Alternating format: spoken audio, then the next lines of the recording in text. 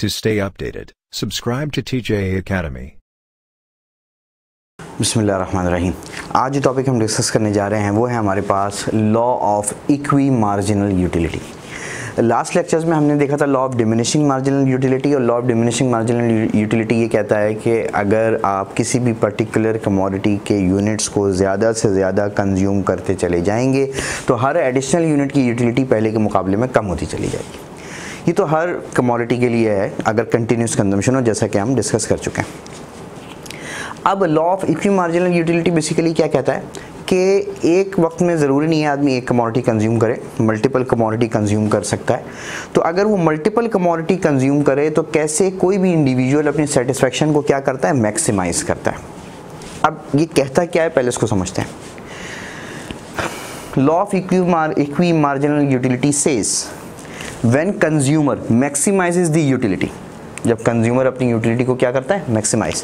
So allocate the expenditures between commodities, जब एक से ज़्यादा कमोडिटीज हैं तो अपने एक्सपेंडिचर को एलोकेट करेगा, कुछ कमोडिटी ए में, कुछ बी में, कुछ सी में, एक से ज़्यादा है। When consumer maximises the utility, so allocate the expenditure between commodities in a manner, कैसे, that the utility of last penny spent on each item. क्या कह रहा है, that the utility of last penny, यानी आखिरी रुपये से जो यूटिलिटी हासिल हो रही है। यहाँ पर पेनी है, बहुत सारे बुक्स में रुपी मिलेगा, कहीं डॉलर मिलेगा। तो that the utility of last penny, I repeat, when consumer maximise the utility, so allocate the expenditure between commodities in a manner that the utility of last penny, हर आखिरी पेनी से हासिल होने वाली utility spent on each item is equal. अब इसको समझते हैं कि हर कमोडिटी में स्पेंड होने वाला जो आखिरी रुपया है, अगर उससे हासिल होने वाली यूटिलिटीज़ बराबर हो जाएं तो टोटल यूटिलिटी कैसी हो जाएगी, मैक्सिमाइज हो जाएगी। अब इसको समझते हैं कि ये बेसिकली है क्या रहा है। अभी हम इसकी एक्सप्लेनेशन में नहीं जा रहे, सिर्फ इस स्टेटमेंट को समझ रहे हैं। फॉर एग्जाम्पल हमारे पास 3 कमोडिटीज़ हैं, commodity A, commodity B and commodity C. Commodity A पे हम स्पेंड कर रहे हैं ₹100, कमोडिटी बी पे स्पेंड कर रहे हैं ₹500, और इस पे हम स्पेंड कर रहे हैं ₹300। तो इस पे लास्ट जो रुपी होगा वो कौन सा होगा, 100th होगा, और इस पे जो लास्ट रुपी होगा ये 500th होगा, और इस पे जो लास्ट रुपी होगा वो 300th होगा। ये 100th या 500th या 300, ये असल में 1 रुपया लास्ट रुपी, ठीक है। अब इस पे जो स्पेंड किया इससे कोई ना कोई यूटिलिटी मिलेगी, मैंने उसको कह दिया यूटिलिटी ए। इससे जो भी मिलेगा मैंने कह दिया यूटिलिटी बी। इससे जो भी मिलेगी यूटिलिटी इस रुपये से जो इस पे खर्च हो रहा है उसको मैंने कह दिया यूटिलिटी सी। अब स्टेटमेंट देखें, when consumer maximise the utility, कोई भी इंडिविजुअल अपनी यूटिलिटी को क्या करता है, यूटिलिटी मैक्सिमाइज कर रहा है। तो when consumer maximize the utility, so allocate the expenditure between commodities, expenditure को allocate करें different commodities में। I repeat, when consumer maximizes the utility, so allocate the expenditure between commodities in a manner that the utility of last penny, that the utility of last penny, that the utility of last penny is spent on each item is equal। अगर हर commodity पर खर्च होने वाले आखिरी रुपये से जो utility मिल रही है अगर वो बराबर हो जाए तो टोटल यूटिलिटी क्या हो जाएगी, मैक्सिमाइज हो जाएगी। तो टोटल यूटिलिटी क्या हो जाएगी, मैक्सिमाइज हो जाएगी। तो ये तो खाली ये स्टेटमेंट की एक्सप्लेनेशन थी कि ये कह क्या रहा है। अब इसको एग्जाम्पल से समझते हैं। अब हम एज्यूम करते हैं कि एक इंडिविजुअल है जिसकी इनकम आपके पास है ₹8 और 2 कमोडिटीज़ हैं, मैंगो एंड ऑरेंजेस। तो PM stands for price of mango, आजकल चल भी रहा है, and PO stands for price of orange. 2 commodities हैं which is equal to ₹1, which is equal to ₹1, और इनका आपके पास ₹8 है। अब ₹8 में आपको कहा जा रहा है कि आप अपनी यूटिलिटी को मैक्सिमाइज करें, ठीक है। अच्छा एक बात ध्यान में रखें, हम यहाँ पर परफॉर्म कर रहे हैं स्टैटिक एनालिसिस। स्टैटिक एनालिसिस का मतलब होता है, स्टैटिक एनालिसिस उस एनालिसिस को कहते हैं जिसका ताल्लुक पास्ट से नहीं होता, जिसका ताल्लुक फ्यूचर से नहीं होता।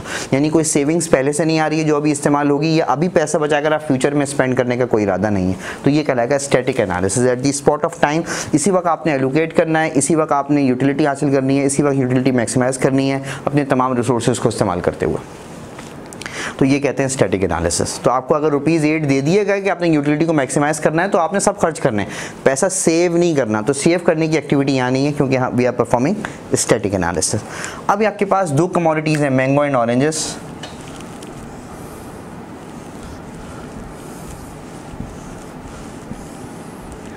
Units, marginal utility of mango, marginal utility of orange. अच्छा, law of equi marginal utility की जो बेसिक एजम्पशन है ना वो है law of diminishing marginal utility. तो जो एजम्पशन लॉ ऑफ डिमिनिशिंग की है वो यहाँ पे भी सारी की सारी अप्लाई होंगी।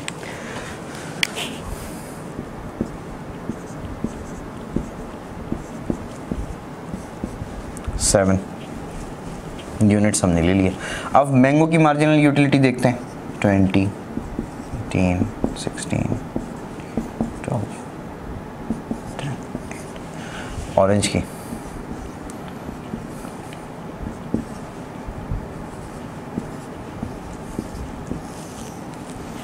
ये आपके पास टेबुलर इंफॉर्मेशन आ गई, मार्जिनल यूटिलिटी मैंगो की और मार्जिनल यूटिलिटी ऑरेंज की। और आपके पास कितने ₹8 इनकम है आपके पास और दोनों की प्राइसेस कितनी है, ₹1 है।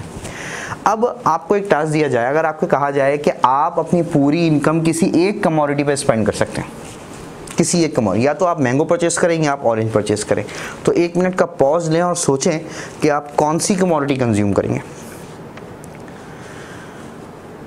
बहुत सारे लोगों को लगेगा कि क्योंकि मुझे ऑरेंज पसंद है तो मैं ऑरेंज कंज्यूम करूँगा, सोचा होगा। अगर आपने पॉज किया है तो इस बात में आपको मज़ा आएगा। और कोई बोलेगा मुझे तो मैंगो पसंद है, इर्रिस्पेक्टिव ऑफ टेबुलर इन्फॉर्मेशन। उस देखा ही नहीं होगा किसी ने, कुछ बच्चों ने, कि ये टेबुलर इन्फॉर्मेशन भी कोई चीज़ है। बस मुझे ऑरेंज पसंद है तो मुझे ऑरेंज पसंद है, किसी ने मैंगो पसंद है तो मुझे मैंगो पसंद है। कुछ लोग शायद ये बात कर लें क्योंकि ये 20 और ये 16 है तो शायद यहाँ यूटिलिटी ज़्यादा मिल रही है तो हम ये यूनिट कंज्यूम करेंगे, मैंगो कंज्यूम करेंगे कमोडिटी पूरी इनकम की। देखें, बात यह है कि हमने फैसला जो करना है, जो हमने डिसीजन लेना है कि कौन सी कमोडिटी हमें कंज्यूम करनी चाहिए, किसी एक यूनिट से नहीं ले सकते। आपको पूरी इनकम स्पेंड करनी है, 8 के 8 यूनिट्स आपने क्या करने, स्पेंड करने। तो अब हमने कोई एक यूनिट कंज्यूम करना है और किसी एक यूनिट को कंज्यूम करने, एक कमोडिटी को कंज्यूम करने के लिए हमने डिसीजन लेना है कि कौन सी कमोडिटी कंज्यूम की जाए। तो याद रखिएगा, आप ये देखेंगे पूरी इनकम स्पेंड करूं और यूटिलिटी कितनी मिले। तो अगर मैं मैंगो पे पूरी इनकम स्पेंड कर दूं तो जब सारे यूनिट पे किसके परचेज कर लूँगा, मैंगो के, तो ये सारी यूटिलिटी मुझे हासिल हो जाएगी। और जब मैं इन सबको सम करूँगा तो मेरे पास टोटल यूटिलिटी आ जाएगी और वो मिलेगी मुझे 104 यूनिट। इन सबको ऐड करते चले जाएं। अच्छा, जिन्होंने डिसाइड किया था कि हम ऑरेंजेस कंज्यूम करेंगे तो बिल्कुल ठीक है, सारी इनकम ऑरेंज पे स्पेंड कर दें और ये सारी यूटिलिटीज को ऐड करते चले जाएं, तो अल्टीमेट आप पहुंचेंगे यहाँ पर कब, 72 पर। इसका मतलब ये हुआ कि अगर मैं मैंगो के सारे यूनिट परचेस करूँ तो मेरे पास यूटिलिटी मिल रही है 104 यूनिट्स की, और अगर मैं सारे ऑरेंज के यूनिट परचेस करूं तो मुझे यूटिलिटी मिल रही है 72 यूनिट्स की। तो उसका मतलब ये हुआ कि टोटल इनकम स्पेंड करने के बाद यूटिलिटी कहाँ ज़्यादा मिल रही है, मैंगो पे, तो individual should go for mango, वो मैंगो की तरफ जाएगा कि वो मैंगो कंज्यूम करेगा। इसलिए ये डिसीजन अपनी चॉइस से नहीं लेना था, इस टेबुलर इन्फॉर्मेशन से लेना था। तो इसके अकॉर्डिंग जो इंडिविजुअल है अगर किसी एक कमोडिटी को कंज्यूम करना चाहे तो वो किसको कंज्यूम करेगा, मैंगो को कंज्यूम करेगा। क्यों? क्योंकि टोटल यूटिलिटी इससे ज़्यादा मिल रही है। जी ठीक है। अब अगर हम कम्बिनेशन एक यहाँ बना लें कि मैंगो के 8 यूनिट्स और ऑरेंजेस के 0 यूनिट्स, तो जो यूटिलिटी मुझे मिल रही है वो मिल रही है 104। बिल्कुल ठीक है, 104 यूनिट्स की। अब ये जो रिस्ट्रिक्शन थी ना कि एक कमोडिटी, अब हम इसको रिलैक्स कर देते हैं। अब वो कोई भी कम्बिनेशन परचेज कर सकता है।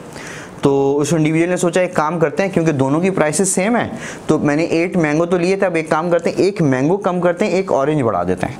इसका मतलब है अब मैं कम्बिनेशन लेने जा रहा हूँ मैंगो 7 और orange 1।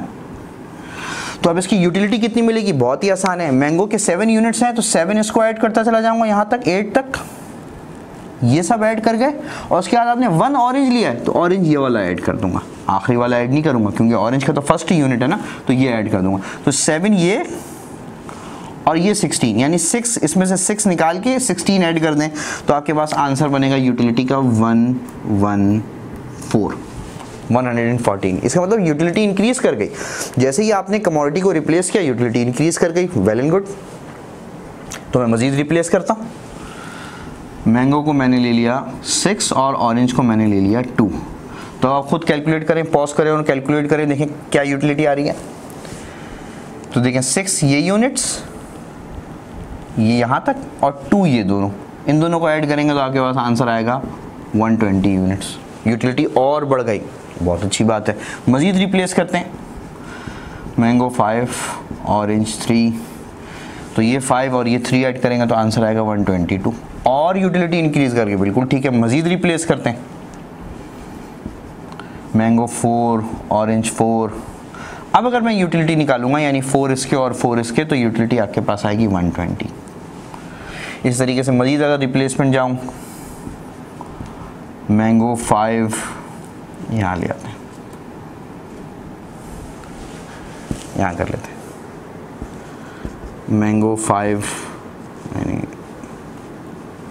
Mango 3, orange 5, mango 2, orange 6, mango 1, orange 7, और मैंगो 0 और ऑरेंजेस 8। तो अब इनकी यूटिलिटी अगर देखें तो ये बनेगा 114, ये बनेगा 104, ये बनेगा 90 और ये बनेगा 72। जो कैलकुलेशन की थी वैसे आप ऐड कर लेंगे, आंसर आएगा। अच्छा अब देखें, अगर आपसे पूछा जाए कि इसमें से बेस्ट कॉम्बिनेशन कौन सा है, तो आप ढूंढेंगे किसमें यूटिलिटी सबसे ज़्यादा है।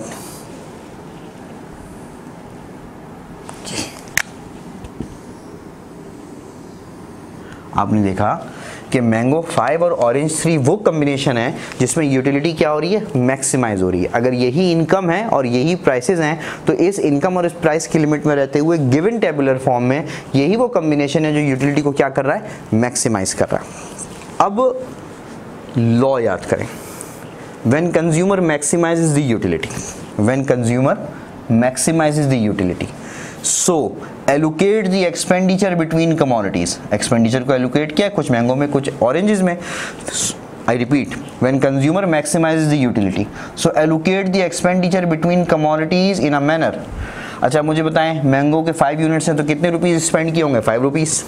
ऑरेंज के 3 यूनिट्स हैं तो कितने रुपीज़ स्पेंड किए होंगे, 3 रुपीज़। तो इसका मतलब जो लास्ट पेनी होगी मैंगो पे स्पेंड होने वाली वो 5th होगी, और ऑरेंज पे स्पेंड होने वाली जो लास्ट रुपी है वो 3rd होगा। ठीक है, ये क्लियर हुआ। अब देखें गौर से, when consumer maximises the utility, so allocate the expenditure between commodities in a manner that the utility of last penny spent on each item is equal। तो यहाँ पर आप देख सकते हैं कि आखिरी पेनी पे से जो यूटिलिटी मिल रही है वो दोनों कमोडिटीज़ की कैसी है, बराबर है। तो when utility of last penny spent on each item is equal, तो टोटल यूटिलिटी क्या हो जाएगी, मैक्सिमाइज हो जाएगी। तो ये तो था आपके पास law of equi marginal utility. I repeat, when consumer maximise the utility, so allocate the expenditure between commodities in a manner that the utility of last penny spent on each item is equal. अब यहाँ पर कुछ conditions हैं, वो हमने जहन में रखनी है। सबसे पहली चीज़,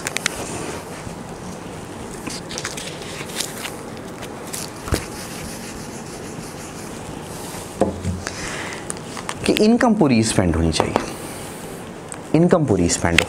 तो आपने देखा कि 5 और 3 8 यूनिट्स हैं, इसका मतलब है इनकम 100% यूटिलाइज हो रही है, इनकम 8 यूनिट स्पेंड हो रही है पूरी,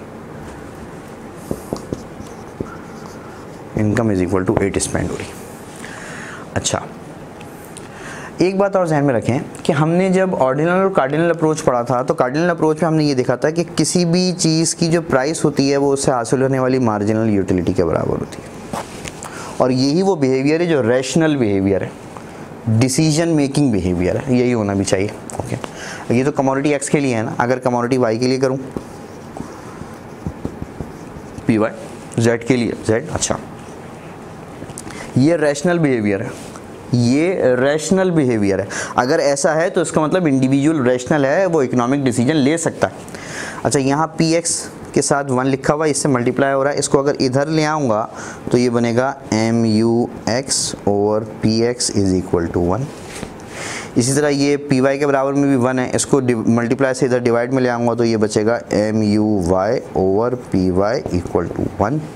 अब गौर से देखें, ये भी 1 के बराबर है, ये भी 1 के बराबर है, तो इन दोनों को हम इक्वेट कर सकते हैं और इक्वेट करने पर हमारे पास अल्टीमेट रिजल्ट क्या आएगा कि marginal utility of x over PX is equal to marginal utility of y over PY।